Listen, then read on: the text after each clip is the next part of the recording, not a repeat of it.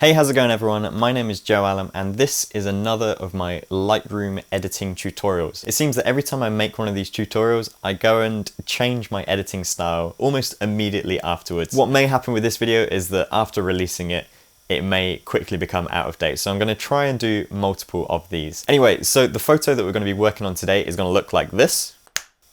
And we're going to be editing it to make it look like this. So stick around and I hope you enjoy this video, and whilst you're here make sure you subscribe to my channel and you'll get notifications on updates to new videos and new tutorials, new travel vlogs and other creative photography stuff that I'll be producing for this channel. The photos that I'm going to be sharing on here are going to be just from my recent Japan trip. So Japan is probably the most inspirational place I have ever been to and I love taking photos there. Not only that, but I've also created a set of presets based on my time in Japan. So they are very much relative to the street photography and some of the shots and the scenery that I've taken in Japan. They're going to be available for purchase with the link below. So make sure you check out the description and you'll be able to find out where you can buy those. But also if you subscribe to my email newsletter, you'll be able to get a huge discount off of those presets and save yourself a bit of pennies. So look in the description and you'll get details on where you can purchase my presets. Anyway, so let's head straight into Lightroom and I'll run you through my editing process. Okay, so welcome to Lightroom. Now I have one particular image that I'm going to show how I edit in this particular video, but as I said, I do plan to do more of these tutorials and more of these types of videos, so I will be doing other styles of photography, but I want to choose this one particular image and go into depth of how I would go about editing it. Now, as I mentioned, I do have a set of presets that I'm releasing and there's quite a number of them, and you'll see that I've got a few different things in here in my presets on the left, but I'm going to focus just on the urban ones because these are the ones that are inspired from my travels across Japan recently. Now this is an image that was taken in Shibuya, the main crossing of Shibuya. It's probably one of the most famous locations in Tokyo. I've rated this as a 3-star, so it's like an average to normal image, but what's quite nice about this is it was taken around golden hour, so we've got some like soft lighting coming in from the west over here, and then nice, like, I guess, interaction, but the main focus really is on this guy here just sort of walking through. It's a nice like candid image of general day-to-day in Tokyo, I find. What I would do initially is I'll have my image here, and if I just do the shortcut of Command and apostrophe, that creates a virtual copy. So anything that I edit on here is going to be in a virtual copy, a virtual version of that original image. It's not going to amend that original. Anything in Lightroom is non-destructive anyway, so you can always go back to the original. But I just like to do it as virtual copies because you can have multiple variations. As you can see, I have previously edited this anyway. So as I mentioned, I've got my presets here and they're all labeled under Joe Allam Urban. And I've gone with the naming of Chrome because I kind of wanted a style that brought out the reflections in some of the metal and the glasswork and some of the sort of like details of the shadows and stuff. So I sort of thought it had a chrome feel to it. And I've also created some presets that fit Fujifilm users that set the film simulation to classic chrome, just to give it a little bit of an extra Fujifilm edge on things. So this particular image, as you can see in the file name, was created on the X100F. And I'll just go through and I'll browse through some of my presets to see how it turns out. So this is how Chrome 1 would look. And you can see it applies varying develop settings automatically. And you'll see I've also created auto versions of every single preset. So this is a way that Lightroom can auto set the exposure on things, just so you can get an idea of how the preset could look once you've tweaked things. Generally, when you work with presets, there's no one-size-fits-all button. When you set a preset, you will always need to tweak your image to make it look its best. Unfortunately, you can't just apply the preset and be done with it. I mean, you could if you wanted, but to really get the best out of the image, you do still need to tweak it afterwards. The preset is just a good place to start. So if we see the Chrome 1 auto, this is how Lightroom thinks it should be exposed. Again, this needs tweaking because this is clearly blown out with the highlights, but let's carry on anyway. Let's have a look at what Chrome 2 looks like. So Chrome 2 is fairly similar, just with some slight difference in the shading and the coloring there. So let's just see what the classic Chrome version of Chrome 2 looks like. It's going to be an ever so slight tweak. And you should see maybe the shadows. Yeah, shadows are slightly darker and a little bit extra Fujifilm contrast there. And let's have a browse at Chrome 3. For the record, I think Chrome 3 is probably my favorite of the Chromes. And Chrome 4 is a slightly different styling. This one's a little bit more desaturated. This one works great with buildings like office buildings or things that don't really have too much color in the image. It really stands out those black and white urban shots without it being black and white as such. So it reduces a lot of the blue. Going through here, we've also got some ones that I've called Cityscape Pop. Now these are for all you orange and teal enthusiasts. I'm not sure how it's going to look on this particular image. Yeah, it's maybe a little bit over the top. Some of these presets work better in different types of photos. If you check out the preset store page, you'll see some photos and general recommended use cases for each of the presets. As I said, not everything works with every photo, so you do need to kind of use a bit of trial and error, but there's plenty here to cover all sorts of eventualities and locations. So we've got some that I've called Cool Bright, so this is more of like a cool tone for bright usage, and then Cool Normal is kind of regularly exposed. Gritty Contrast, this one worked really well in New Zealand actually. These ones were reused when I did some re-edits of the Christchurch earthquake photos. Really brought out some of the drama in the image with the extra contrast and darkness to it. Neon, this one is a great preset if you're working with anything that has some neon advertising or bright illuminated. Again, these are highly seen around Tokyo and all over Japan, to be honest. This particular image, with it being daytime, is probably not the best use case for it, but I'm still quite enjoying the tones and shades that are coming from this. We have one Subdued here. This is a fairly simple edit, and this kind of is, as the name suggests, quite subdued. It's not doing too much. In fact, if I just tap the backslash key, you'll see what the original looked like, and then with the preset applied. So it's a very subtle, subdued look to it. And that's generally what these presets do. They're not too over the top. Yeah, they're good starting points to work from. And these are generally the presets that I use for the majority of my photos. In fact, throughout all of Japan, I've mostly stayed within my urban collection here. So that's a quick browse of the presets that I have available within urban. Let's actually start to edit this one. So I think Chrome 3 is what I'm going to use with this.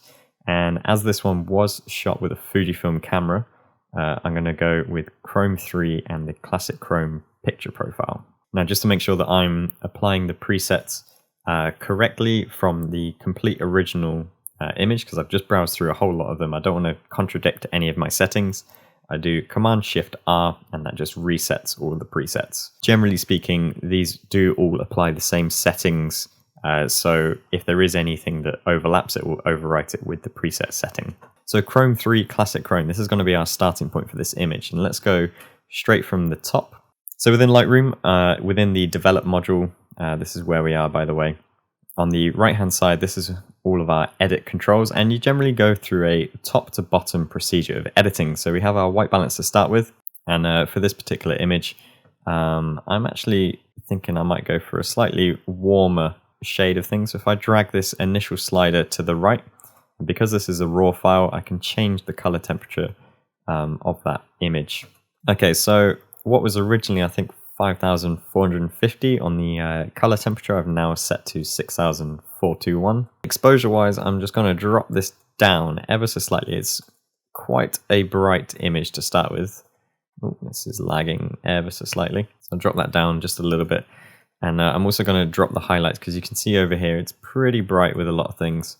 But I've got an idea for how I might change that a little bit in a moment. Drop the highlights down slightly, and I'm going to raise the shadow. So there's a lot of shadow in like the bags. There's a lot of people wearing black on here, and I'm just going to raise those shadows ever so slightly. And the black point, this is something that's interesting. A lot of people get confused what it actually does. If you raise the black, you'll see that all of those blacks generally become kind of gray. It doesn't really improve your shadows as such. So think of your black point as the obviously very, very black part of the shadows, and the shadows are anything that are kind of gray and above. So you can actually create contrast within the deepest shadows of a photo. So if you dropped your black but raised your shadows. That way you can kind of still have that nice sort of faded appeal to images, but still with contrast. You'll notice I've also got contrast dipped down. This has come from the preset. You can tweak it afterwards. I actually quite like how that looks. And some of these other settings, they've also come from the preset, and you can just tweak them afterwards. So an interesting thing here is we've got the clarity has been set to +10. I'm pretty happy with that. Clarity is just like a mix of sharpness and contrast together in this magic little slider. I'm not going to touch that. Vibrance is just a +1. I'm actually going to increase that ever so slightly. Now, vibrance covers all things colorful except for skin tones, pretty much. So it's a nice way that you can add some pop to the image without oversaturating someone's skin. And if we drop saturation down, you'll see what's being affected here. If we raise it, it's a little bit way over the top. Generally speaking, I very, very rarely actually raise saturation. Vibrance is more of my kind of tool for certain things. Now we have the tone curve. Now this again has come from the presets. This is one of my particular things that I've created. Now this bottom left corner, this is an area that a lot of people are always questioning about when it comes to having that nice faded, almost vintagey film like warmth to your images. The way to think of curves are to think of the very bottom left as your complete black point. So anything that is black as black is represented on this part of the graph. Anything that is white, such as up here, is represented on here. If I was to raise those blacks up, you'll see it makes those blacks less black. So you see everything here that would normally be black is now going through shades of grey to eventually becoming shades of white. And of course that looks horrendous. What I generally do on a lot of my photos is I never have a true solid black. I prefer to use a kind of a darkish grey. And that creates that nice sort of faded, soft appeal to the images. And it kind of creates a lot of magic. So if you've never done this before, have a play around with it and see how it goes. And just be careful not to overdo it. You can sometimes get a bit carried away with things. Other than that, I'm going to leave the tone curve as it is. That's kind of where the majority of the edit comes in from the preset. Likewise with the hue, saturation, luminance. So you can see some of the things that have been dropped on this particular preset. So the blue saturation, so anything that's blue around here, that can usually include a lot of windows, reflections, and anything that's maybe a bit wet in the image. That saturation has been dropped, so it's not standing out too much, and I'm really just like pulling out the pop of the color and the oranginess to this golden hour.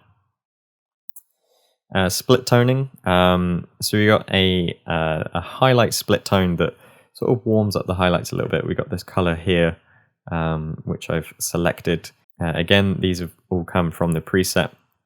And the shadows. This is a slightly cool-ish, but not too cool. Cool as in color temperature shadow, and it's ever so slightly. If we were to turn this off altogether, you can see the difference that it makes. Very, very subtle, but you can see the image is generally just mostly a bit warmer. It's because there's a lot of highlights in this overall image. You know what? I'm actually going to go back up, and I'm going to drop those shadows back down a bit. I think I raised them ever so slightly too high. And raise the blacks a little bit more. So as I'm editing, I'm always going back and forth between certain settings and just going up and down just to tweak how it's all looking and overall feeling.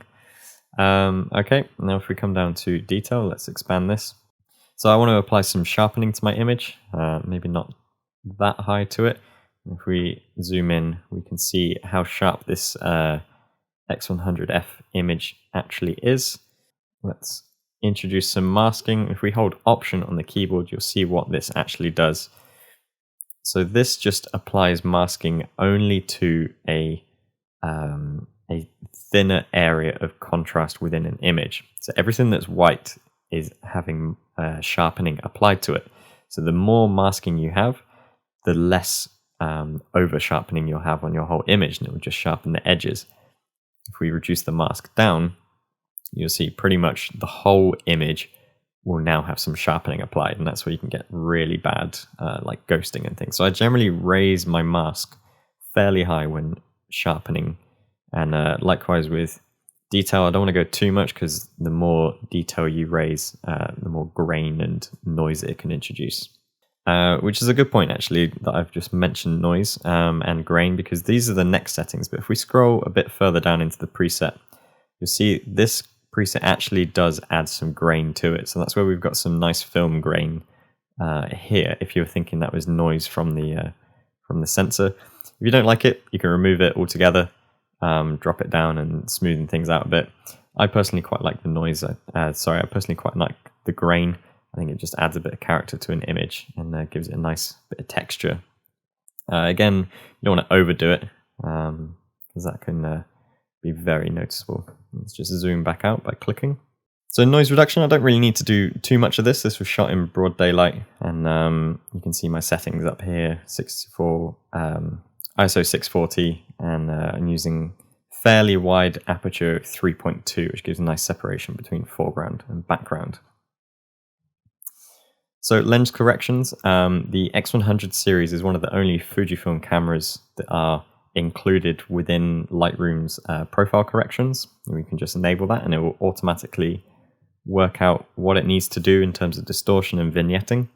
And I'm just going to tap the / key again, just to see the original and how the edit is coming along. You just toggle between original and current edit. Apologies if my Mac is lagging a bit whilst it's recording this at the same time. So you can just see between the two, I'm just toggling. And I'm actually thinking this is perhaps a little too warm. So I'm going to go back to the start again, and I'm going to adjust my color temperature. How things change. Let's go for something like that. And of course, it's also hard to edit this truthfully whilst I'm actually explaining it out loud. So sometimes edits can come out better when you're just really in the zone independently. So moving on from lens corrections, we now come into transform. This will correct any sort of distortions that we have in terms of perspective. So you can see all these vertical lines here, they're not actually very straight. You can see it's actually bending inwards. So if we just tick constrain crop, that will just make sure that we don't have any white areas, and click on auto, and you'll see what happens. It will just automatically try and straighten things out and match your horizons up and whatever. Hasn't done it perfectly on this particular image, so we can just go in and tweak it a little bit further. If we drag the vertical slider to the left, you can see what it's doing. And I'm generally looking towards the right side of the image to get that straight. And I think that looks good around about -5. So I've already mentioned about the grain that comes with this, and now we come down to the camera calibration. So you remember that when I chose the preset originally, I chose the Chrome 3 with the classic Chrome camera calibration. All that does is just sets the profile here based on that Fujifilm film simulation to classic Chrome. You can also change it to your other favorite one if you like, and you'll see how that changes the image. The benefit of shooting in RAW with the Fujifilm. This is the Astio one. Not too much of a fan of that, if I'm honest. So I'm going to switch it back to classic Chrome. And then furthering to this, you can do some extra tweaks. So you could tint your shadows more towards the magenta side of things, or more towards the green side, just to balance out your image. I'm fairly happy with that being at 0 for now. And we can adjust the coloring of the red. These have all been set by the original preset that I created, and I'm going to keep those as they are because it keeps it nice and consistent with other images in the collection that have used the same preset. So now that I've gone through the whole process, I will pretty much go back to the start and make some further tweaks. So I'm actually going to drop down the highlights slightly. Still not fully satisfied on what's going on with the shadows and the blacks and the whites. Okay, so I'm actually just going to cool this image off completely. I have a better idea of how I could improve the warmth in here. So I'm going to drop down the temperature down to 5,200, so that's actually less than what it was originally. And let's also drop the black point here. And let's just adjust the contrast a little bit more and raise the whites just for added extra contrast within things. Okay, so overall this image is looking fairly cool and not really with much warmth.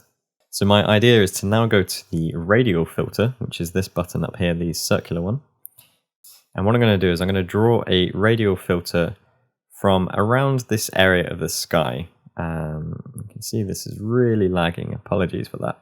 So now that I have this radial filter, anything that I apply in here will affect the image except for the radial. But if I do invert mask, that means it's going to affect everything inside the radial filter. So beforehand it was doing everything outside, now it's going to do everything inside. So for example, if I drop this exposure down, you can see what it's doing there. It looks awful. So let's just reset all of these. By double clicking on the sliders, it reverts them back to 0. And what I'm going to do is I'm actually just going to warm up the image from this area here. So this kind of is where the sun is coming from at this time of the day. And you can see there is already a glow on the buildings, and I'm just kind of bringing that back, but also maintaining that urban feel with the coolness in the color around the rest of the image. And if I really wanted to accentuate it, I could raise the highlights, and I could kind of blow this out if I really wanted to, just for an extra stylized effect. I don't want to go too overboard on this because it may just look a bit ridiculous, but that's what we do here. We just kind of play around and see how it goes.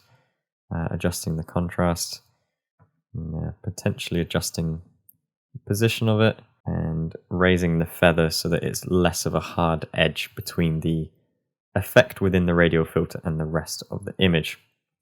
And again, if I just tap the backslash on the keyboard, I can see the original image and my edits afterwards. So this is the original, and this is before, and this is after. Before, after. So I think this is kind of a nice position here. I'm happy with how that radial filter is looking, and I may just tweak again ever so slightly. This is now back to the overall image. Raise the shadow just a tad. Raise the blacks, and now all that's left, I'd say, is I'm just going to crop in. So if I click the crop tool up here, you can see there's already been some cropping just from where it did the perspective alterations. I hold shift, I'll just keep the aspect ratio, and I just want to crop off that right edge where it was a bit awkward with the building. Move it up slightly so that I've still got Shibuya 109 in shot. Tap enter, and I am happy with that image. So that is a fairly, I guess, a standard image of mine. One of the sort of candid street shots that I have, edited with the Chrome 3 and the classic Chrome from the Fujifilm as a base, and then all of the tweaks that you just saw afterwards. Now, of course, I do have plenty of other images, and I will be going through and editing those at a separate time. But make sure you do go and check out the presets that I have available with the store linked in the description. And if you sign up to my email newsletter, you actually get a huge discount to make it a lot cheaper, and as my way of saying thanks for supporting my channel and purchasing it through YouTube, because of course it is going to be available to other people who find it elsewhere. So yeah, that is a conclusion to this final image. And generally speaking, I would do that a lot faster if it wasn't for the fact that I was explaining it whilst I was going through that. So I hope you guys enjoyed that editing tutorial. We've definitely covered a lot there in Lightroom, and there's some tips that I think you guys should hopefully have learnt from. I'm always interested to know other people's process in Lightroom, so if you have some extra tips, leave those in the comments below. And also remember to go and check out the presets that I'm releasing with the link in the description. You'll be able to purchase those, and then you can apply them to your photos. So that should be a lot of fun. And remember, if you subscribe to my email newsletter, you'll get a discount code to save yourself quite a few pennies off that purchase. That's just my little way of thanking you guys for continually supporting this channel and making it what it is. So thanks again for that. So if you guys want me to make more tutorials or doing more of these types of videos, then also let me know in the comments, or you know what, send me a message on Twitter. I'm pretty active on there. I love Twitter. I generally am able to respond to more people there than I am elsewhere. So Twitter is probably the best place to get in touch with me if you've got some suggestions or other things. Yeah, so that pretty much rounds out this video. I hope you've enjoyed this.